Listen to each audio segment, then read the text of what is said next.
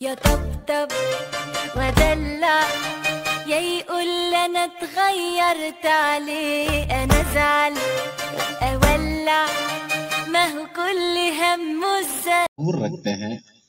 मैं इन्हें दिली तौर पर एक रब्त रखता हूं कि वो बहुत बासलाहियत है।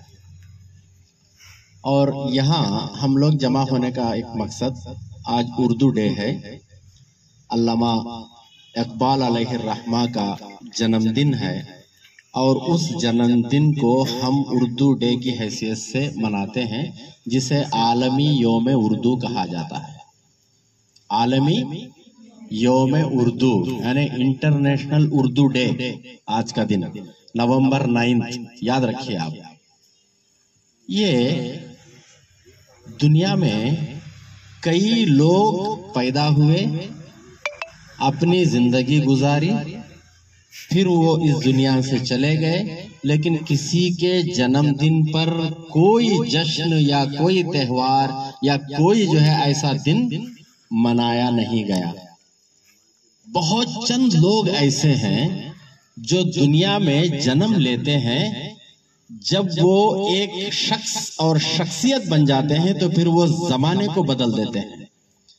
ऐसे दुनिया का काया पलटने वाले, जमाने को बदलने वाले और अपनी फिक्री हथियार से जंग लड़ने वाले अल्लामा इकबाल, मोहम्मद इकबाल अलैहिर्रहमा हैं, जो सियालकोट में पैदा हुए 1877 यानी 70 पर 7 में सियालकोट में पैदा हुए।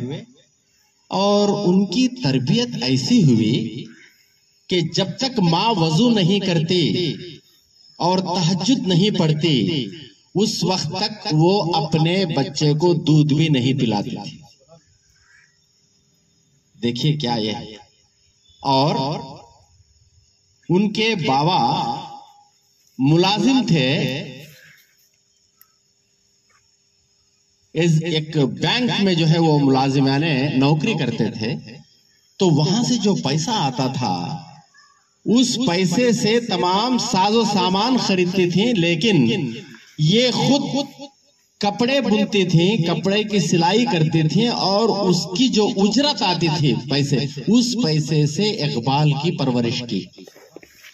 वो इसलिए परवरिश की कि बैंक में सूद का पैसा, हराम का पैसा होता है, उस पैसे का लुकमा अगर मेरे बच्चे के मुंह में चला जाएगा तो फिर मेरा बच्चा उस हराम लुकमे की वजह से उसकी जबान गुंग हो जाएगी, बेअसर हो जाएगी, और उसका दिमाग गूंगा हो जाएगा और उसके ख्यालात नापाक हो जाएंगे।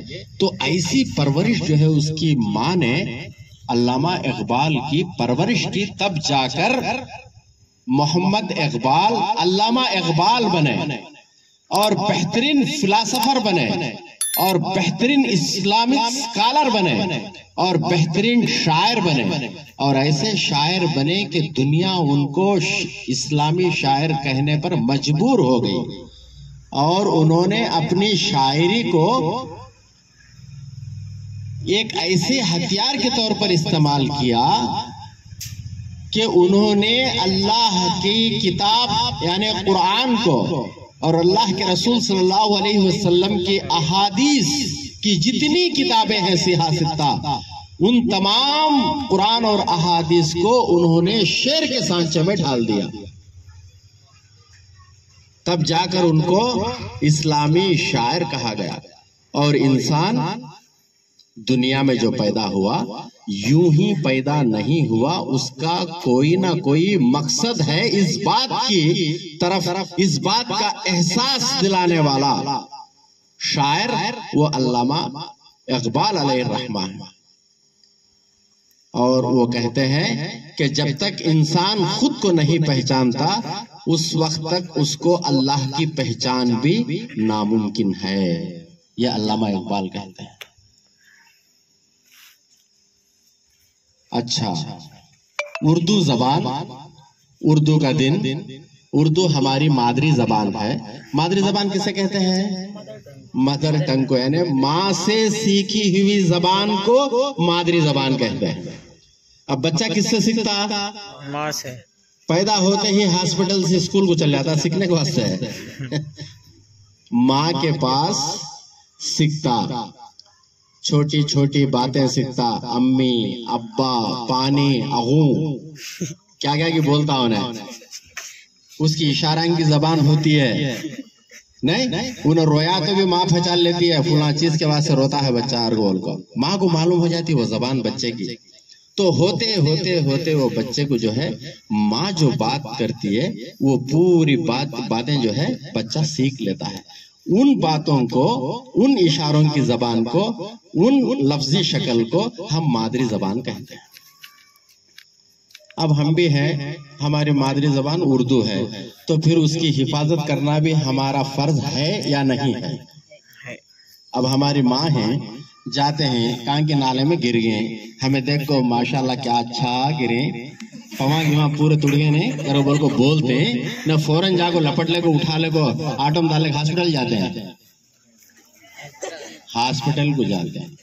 तो फिर हमारी जो उर्दू है, एक मोहम्मद है मेरा चहीता शागिर्द, मैं रात को हंक्या मुचा तो भी मेरा बच्चा दिसता मुझे ख्वाब में, वत्ता प्यारा बच्चा, अल्लाह उसे ताउम्र जो है सेहत और तंदुरुस्ती के साथ सलामत रखे।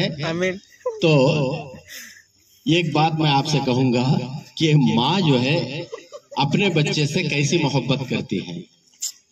एक ने सुनना बेटा, हंसना भी लेकिन सुनना भी। रेलवे स्टेशन है, रेलवे स्टेशन में देखे रहते तुम्हें, छोटा बच्चा, दूध का बच्चा रहता, माँ को प्लेटफॉर्म पर सोती रहती है राता में, गरीब बच्चे, गरीबा, कितने की ट्रेन आते हैं, कितने की ट्रेन आती हैं, कितने की ट्रेन चल जाती है, लेकिन उसकी नींद में खलल पड़ता नहीं, डिस्टर्ब होती नहीं उन्हें। वो लोरी दी है सरकार, हता उसे जाती रही तो आती रही तो, लेकिन बच्चा जैसे ही चींग तो बल लाएगा ना उन्हें, माँ नींद से हुशार हो जाती है। होती क्या नहीं?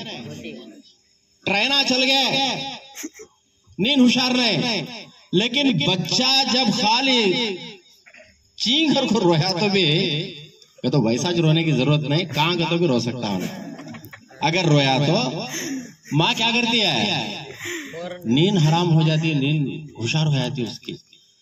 तो बिल्कुल इसी तरह एक माँ अपने बच्चे की मामूली सी बेकरारी, मामूली सी तकलीफ को भी बर्दाश्त नहीं कर सकती और उसकी हिफाजत में अपनी नींद को कुर्बान कर देती है। बिल्कुल मादरी जबान को भी अगर कुछ चोट पहुंचे, नुकसान पहुंचे, तो हमारी मादरी जबान को बचाने का हक हमारे पास है और हमको भी उस माँ की तरह जाग जाना चाहिए और उस उर्दू जबान को हम हिफाजत करना चाहिए। तो उर्दू शौक से पढ़िए, आप शौक से पढ़ो, ऐसा शौक से पढ़ो कि तुमको उर्दू का उस्ताद मारे, डांटे या तुम्हारे दो टुकड़े कर दे, लेकिन फिर भी तुम्हें उर्दू से इतनी मोहब्बत, इतनी चाहत, इतनी अकीदत हो कि फिर आपको जो है उर्दू पर पूरा भरोसा आ जाना, उबूर आ जाना और उसके ऊपर पूरा खुदरत आ जाना। तो वैसी मोहब्बत अगर करेंगे, एक पैशन, एक जुनून अगर आपके अंदर आए, दीवानापन आ जाना, दीवानापन अब तुमको फोन का नहीं है, जर्रे खुद गच्चुप बैठे तो अम्मी का फोन किया, अब्बा का फोन किया, ले ले से शुरू हो जाते हैं। फिर हमें अड़लाना, रे फोन बाजू कराया तो बोले तो जर्रा खुद हूँ करता, फिर अब्बा हूँ चल जाते, फिर ले लेता। कई को जुनून है तुमको उस बात का, शौक है, वैसा शौक अगर तुम्हें पढ़ने में ला लिए तो तुम्हें भी अल्लामा इकबाल बन सकते हैं,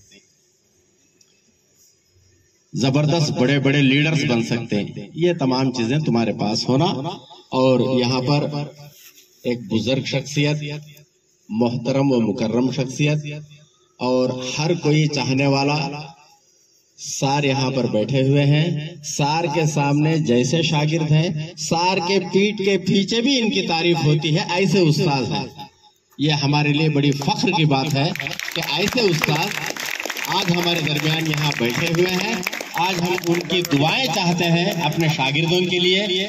मैं सार के पास नहीं पढ़ा, लेकिन मेरे बड़े भाई वगैरह सब जो है सार के शागिर्द हैं। वैसा विरासत में मैं भी रूहानी तौर पर आपका शागिर्द हूँ, लेकिन ये भी मौका नसीब हुआ मुझे कि मैं सार के साथ जो है डेट के अंदर मैं भी पढ़ाने का शौक आपके साथ जो है मैं भी एक उस्ताद के हैसियत मैं भी पढ़ाया। आपकी सोहबतों से मैं भी माला माल हूँ और बहुत मुतासिर हूँ। और एक तरीके से रूहानी तौर पर मेरे मुरब्बी और मेरे उस्ताद जनाब पी नजीर खान साहब हैं। इस खुसूस में मैं दुआ भी करूंगा कि अल्लाह तबारक व तआला सार को ऐसे ही सेहत और तंदुरुस्ती के साथ सलामत रखे और लंबी उम्र अता फरमाए और आपका दस्ते शफकत हमारे सरों पर हमेशा मंडलाता रहे। बस इन्हीं चंद अल्फाज के साथ मैं अपनी बात को खत्म करता हूँ। व आखिर दावाना अल्हम्दुलिल्लाह रब्बिल आलमीन। सुभान अल्लाह। इसके बाद मैं हमारे एक और उस्ताद जाफर साहब को दावत दूंगा, वो भी चंद अल्फाज